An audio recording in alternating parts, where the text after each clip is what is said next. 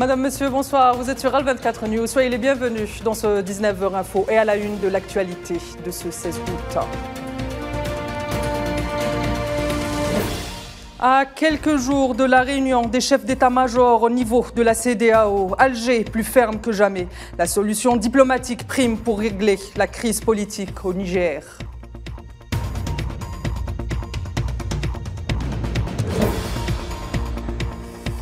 La barbarie sioniste se poursuit dans les territoires palestiniens occupés. Nouvelle incursion dans les camps de Balata et au même moment, au moins 23 Palestiniens ont été arrêtés en Cisjordanie occupée.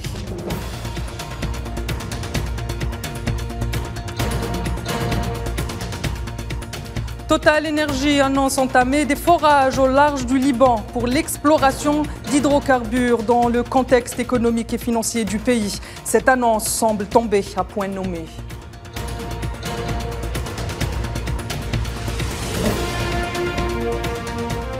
Et autre annonce qui ne ravit pas cette fois-ci en France, un rapport de la banque UBS démontre une augmentation du nombre de millionnaires. La gauche dénonce et pointe du doigt les politiques d'Emmanuel Macron.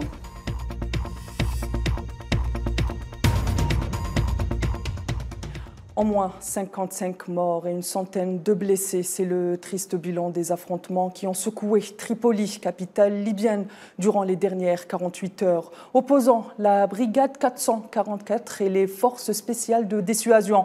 Cette escalade des violences fait suite à l'arrestation du colonel Mahmoud Hamza, commandant de la brigade 444. Selon le bilan provisoire établi par le centre de médecine d'urgence chargé des secours, par ailleurs, au moins 244 familles et plusieurs dizaines de médecins et d'infirmiers étrangers bloqués depuis la nuit de lundi dans des zones de combat, selon la même source, ont été secourus.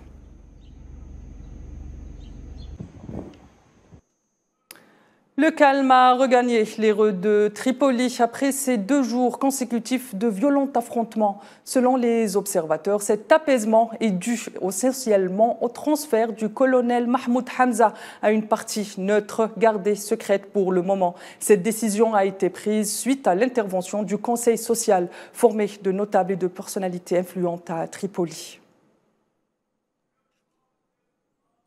Et par ailleurs, le Premier ministre du gouvernement de transition libyenne, Abdelhamid Dbeibah, s'est réuni mardi avec le nouveau président du Haut Conseil d'État, Mohamed Tekala. Dbeibah et Tekala ont passé en revue plusieurs dossiers, à commencer par les efforts consentis en vue de préparer le scrutin électoral dans les plus brefs délais, conformément aux aspirations du peuple libyen, mais aussi les derniers développements concernant la situation sécuritaire à Tripoli.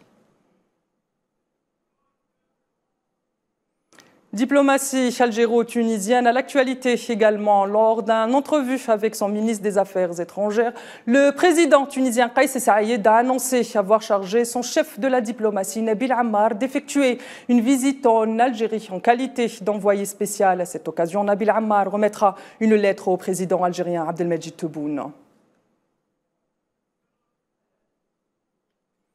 Le ministre algérien des Affaires étrangères et de la communauté nationale à l'étranger, Ahmed Attaf, a salué le soutien apporté par l'administration américaine au travail de l'envoyé personnel secrétaire général de l'ONU pour le Sahara occidental, Staffan de Mistura. Le chef de la diplomatie algérienne s'exprimait à l'occasion d'une interview accordée à Al Monitor, un site d'information basé à Washington.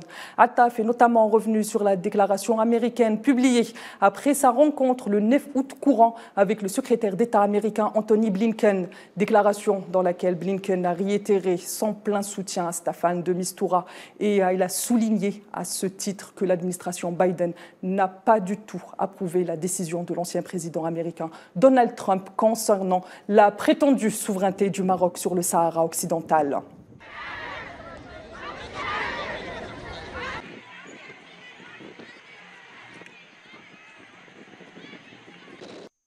Et dans le dossier nigérian, les réactions de la communauté internationale s'enchaînent et se poursuivent, appelant de ses voeux une solution diplomatique. L'Algérie, par la voix de son ministre des Affaires étrangères, Ahmed Attaf, réitère sa position. La diplomatie est la seule issue à la crise politique que traverse le Niger. Alger est ferme. L'option militaire proposée comme dernier recours par les dirigeants ouest-africains ne garantit pas le succès de la résolution de cette crise.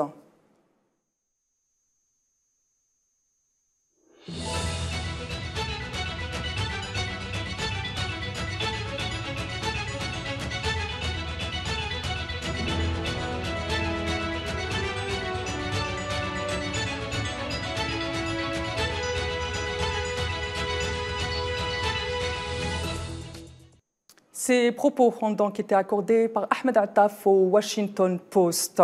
Au Niger, toujours 17 militaires ont été tués mardi dans une embuscade dans le sud-ouest, dans la zone dite de Tiptako, Gourma, zone frontalière entre le Niger, le Mali et le Burkina Faso, a indiqué le ministère de la Défense nigérien, précisant qu'un autre attachement de l'armée a été attaqué près de la commune de Torodi, dans la région de Tillabéri. Par ailleurs, la même source indique avoir neutralisé plus d'une centaine de terroristes. Pour rappel, le Niger et bon nombre de pays sahéliens font face à un important abcès sécuritaire depuis bon nombre d'années. Et le Premier ministre nigérian du gouvernement nommé par le militaire du CNSP en visite mardi au Tchad pour sa première sortie d'État à l'étranger. Ali Lamine Zeyn a rencontré le président de la transition tchadienne, Mohamed Idriss Déby. Ça a été un grand plaisir de retrouver le Tchad, de retrouver le chef de l'État, toujours attentif à ce que nous développons, en ce qui concerne le continent et plus particulièrement le Niger. Et comme vous avez dû vous en douter, nous sommes arrivés porteurs d'un message du chef de l'État nigérien, le général Tchani, qui exprime sa solidarité, sa fraternité, et qui nous demande de renouveler en tout cas tout ce sentiment de bon voisinage, de bonne fraternité entre le Tchad et le Niger. Nous sommes dans un processus de transition. Nous avons expliqué, les tenants et les aboutissants, réitéré toute notre disponibilité à rester ouvert, échanger avec toutes les parties, mais insister sur la nécessaire indépendance de notre pays. Il faut qu'on le dise. C'est un pays souverain. Nous devrions discuter avec tous les partenaires qui le comprennent. Nous ne sommes pas fermés et de manière tout à fait déterminée, nous allons avancer avec l'aide de Dieu. Au Soudan, les forces politiques civiles signataires de l'accord cadre s'engagent à construire un large front civil et une vision, une politique pour mettre fin au conflit armé et construire un nouvel État soudanais. Dans la déclaration de la clôture de la réunion qui s'est tenue dans la capitale éthiopienne Addis Abeba, il a été convenu de construire une armée forte qui reflète la diversité du Soudan, soumise à l'autorité civile et à la mise en place d'un véritable système de gouvernement civil démocratique à tous les niveaux. De son côté, l'autorité de l'aviation civile du Soudan a annoncé la réouverture de l'espace aérien dans le secteur oriental du pays. La dite autorité a émis un avis d'ouverture de l'espace aérien pour le trafic dans le secteur est du pays à partir d'aujourd'hui, et ce, dans la foulée du lancement du centre de navigation aérienne alternatif dans la ville de Port-Soudan, dans l'est du pays. Rappelons que l'espace aérien du Soudan est fermé depuis le début des affrontements entre les forces armées soudanaises et les forces de soutien rapide.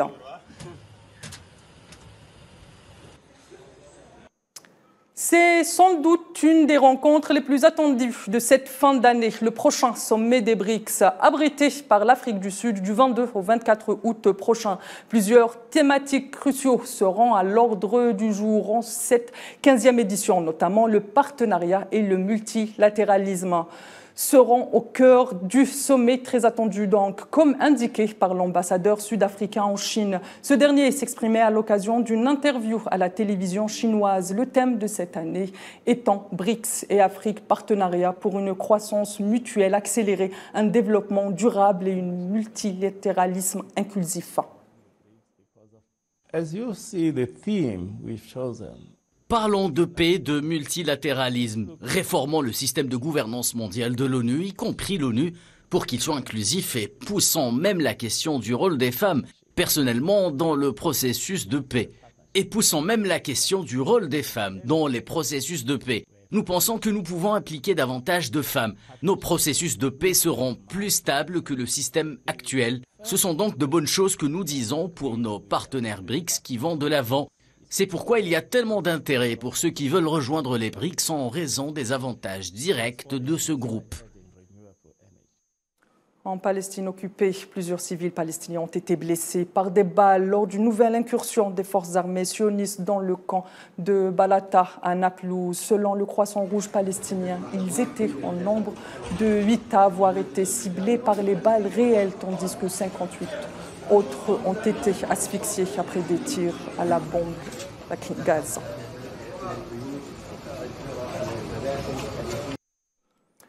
Et dans ce même contexte d'escalade sioniste dans les territoires occupés, 23 civils palestiniens ont été arrêtés mercredi par les forces d'occupation sionistes à Al-Quds en Cisjordanie, mais aussi à Gaza. Selon les ONG palestiniennes, au moins 170 enfants ont été interpellés et arrêtés depuis le début de cette année 2023.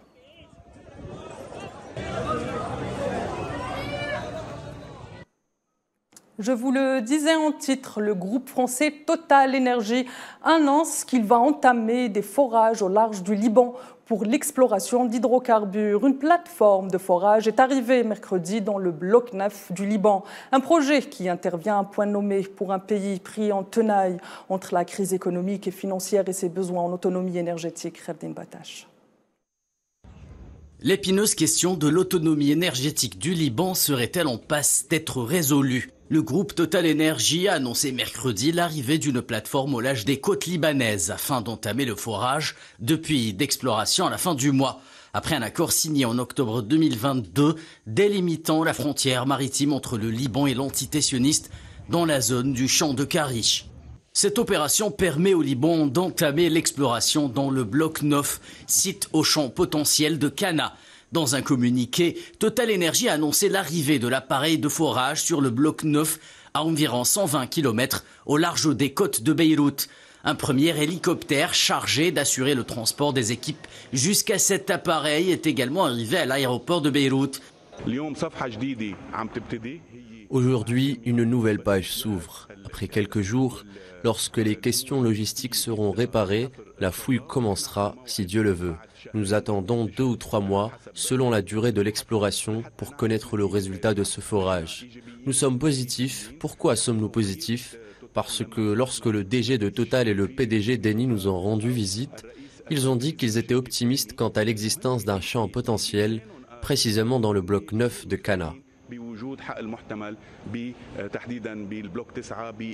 Les résultats du forage seraient connus dans 2 ou 3 mois. Total Énergie avait annoncé au début de l'année que le processus d'exploration pour Cana devrait se terminer à la fin de l'année à l'issue d'un processus difficile qui devrait coûter 100 millions de dollars environ. Il s'agit pour l'ensemble du gouvernement libanais et pour le peuple libanais d'une question cruciale. Espérons qu'avant la fin de l'année 2023, il y aura des résultats positifs et que le Liban deviendra producteur d'énergie. Cela offre une lueur d'espoir au peuple libanais.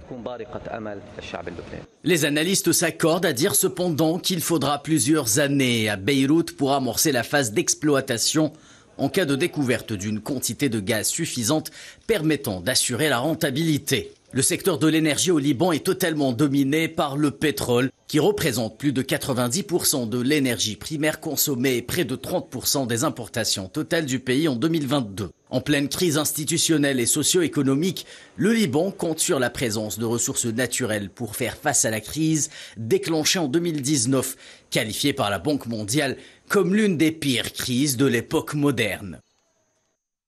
Et en France, un rapport de la banque UBS démontre une augmentation du nombre de millionnaires. Le rapport a suscité l'indignation des responsables politiques de gauche qui dénoncent une explosion des inégalités sociales et les politiques d'Emmanuel Macron. Safouane Ben Sabri pour les détails.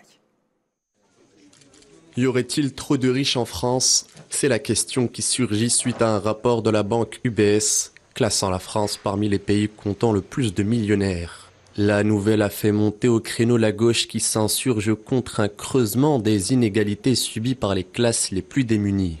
Le rapport annuel publié mardi décompte en 2022 plus de 2,8 millions de Français dont le patrimoine dépasse les 1 million de dollars, soit 25 000 de plus que l'année précédente, alors même que la crise du Covid a fait grimper la précarité. Manon Aubry, chef de file de la France insoumise au Parlement européen, s'en est pris à la politique d'Emmanuel Macron. Les millionnaires peuvent dire merci aux cadeaux fiscaux, déclare-t-elle. Avant la polémique, L'ex-président français François Hollande avait décrit Emmanuel Macron comme étant le président des très riches. La France insoumise a pointé du doigt le nombre de SDF en France, 300 000 selon l'INSEE. À cela s'ajoutent 10 millions de pauvres. Emmanuel Macron est adepte de la théorie du ruissellement, qui consiste entre autres à mettre en place des conditions plus favorables aux plus riches, telles que la suppression de l'impôt sur la fortune.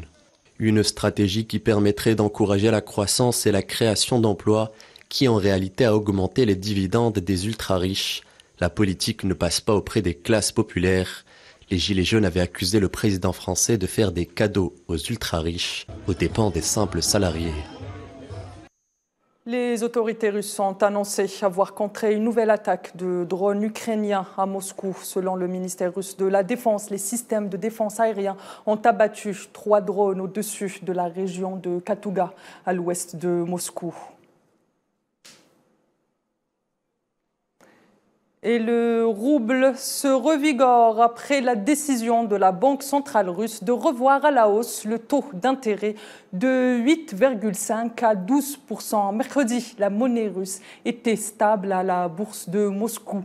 Depuis l'ouverture des échanges, il fallait ainsi débourser environ 97 roubles pour obtenir $1 et 106 roubles pour €1. La Chine, un moteur important de la croissance économique mondiale, a affirmé le porte-parole du ministère chinois des Affaires étrangères.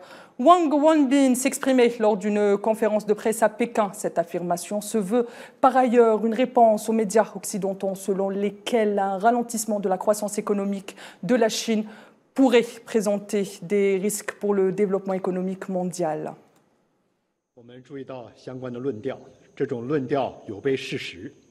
Nous avons entendu cette rhétorique qui est contraire aux faits. En fait, l'économie chinoise a continué de se redresser. Elle connaît une tendance à la hausse soutenue. Elle reste un moteur important de la croissance économique mondiale. Au cours du premier semestre de cette année, le PIB de la Chine a augmenté de 5,5% en glissement annuel, soit nettement plus rapidement que le taux de croissance de 3% de l'année dernière et plus rapidement qu'un taux de croissance annuel moyen de 4,5% au cours des 3 années de l'épidémie, dépassant le taux de croissance des États-Unis de plus de 3 points de pourcentage.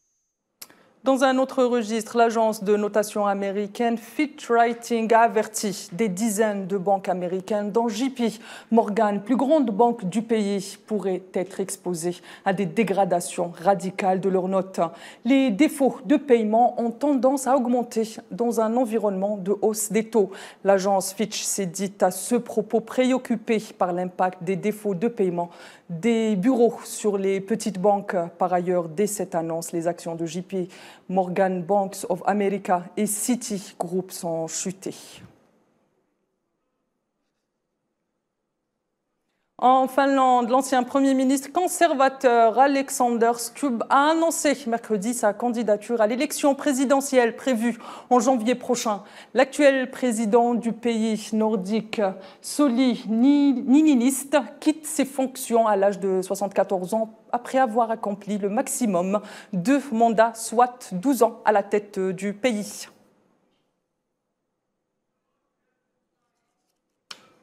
Et la finale du Coupe du Monde finale en Australie est désormais connue. Elle sera 100% européenne après la victoire de l'Angleterre sur l'Australie, pays hôte donc, en demi-finale sur le score de 3-1. Les Anglaises rejoignent ainsi l'Espagne qui s'était qualifiée aux dépens de la Suède après sa victoire en demi-finale 2-1.